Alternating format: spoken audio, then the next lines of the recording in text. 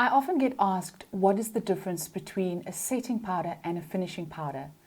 Are they one and the same, or are they two different things?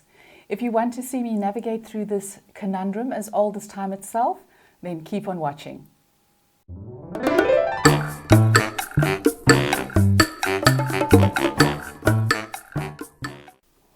Hi guys, and welcome back to Beauty Fortified. If you're new here, welcome. My name is Sue. I make hair care, skincare and makeup videos for the more mature women. And of course today we're talking about setting powders versus finishing powders. And no, they are not the same. So setting powders set your makeup in place, as the name would suggest. They reduce shine, they increase the wear time of your foundation, and they're generally mattifying and have oil absorbing properties. Finishing powders help your makeup look smooth and flawless.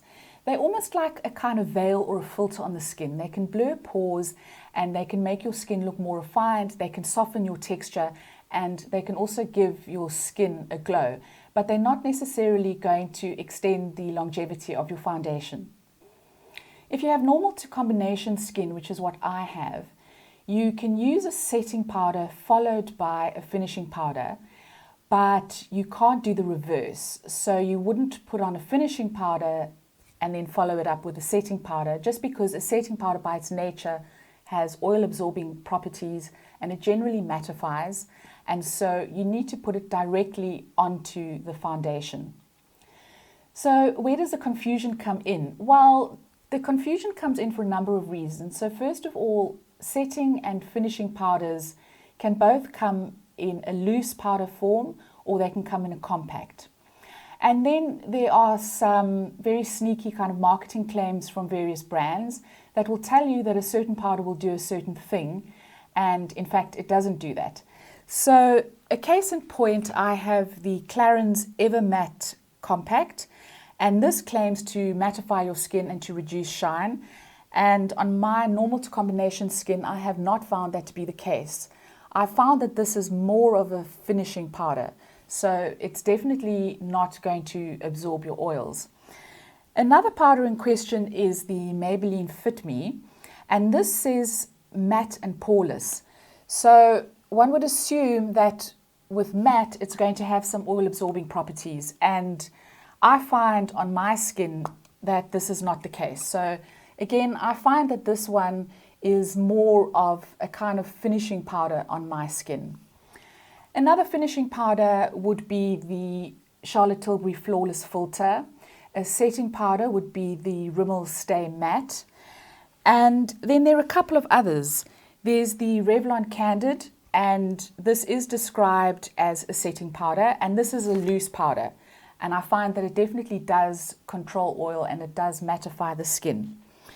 And then there is Inglot Stage Sport and Studio. This is also a loose powder, but it's definitely a mattifying powder that will keep the oils at bay.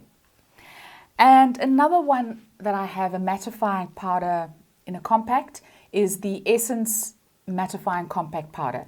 And this one again does a very good job of mattifying the skin and helping to control oils throughout the day. Then you do get powders that are a little bit of a hybrid, and the one in question I would say is the Bourjois. They call it a mattifying powder, but it's a very, very finely milled powder. So yes, it does mattify, but it kind of also does the same job as a finishing powder. And then there's another one from Inglot. This is their AMC pressed powder, and again, this one is definitely a finishing powder. It's not one that is going to necessarily absorb oils or mattify your skin. So I think at the end of the day, there's a lot of trial and error in finding the powder that's perfect for your skin, and no harm in using a setting powder followed by a finishing powder if you have normal to combination skin. If you err on the dry side, then you're probably better off using a finishing powder. So guys, let me know in the comments what your experience has been, if you've picked up anything that was meant to mattify and turned out to be the complete opposite. I'd love to hear your comments. If you enjoyed this video, please give it a thumbs up. Please don't forget to subscribe and hit that notification bell, and I will see you next time. Ciao, ciao.